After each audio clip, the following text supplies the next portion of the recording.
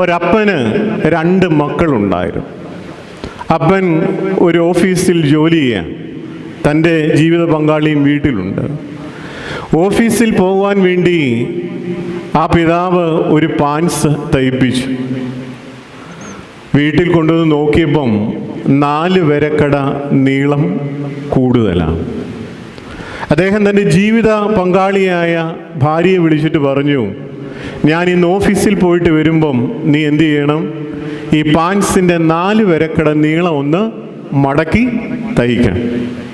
ഇപ്പം സാധാരണ സ്ത്രീകൾ പറയാറുള്ള അതേ മറുപടി ആ സ്ത്രീയും പറഞ്ഞു, എനിക്ക് ഈ വീട്ടിലെ ജോലിയെല്ലാം നോക്കണം, പോരാതിന് നിങ്ങളുടെ 2 മക്കളെ കൂടെ നോക്കണം, എന്നെ കൊണ്ട് പറ്റില്ല.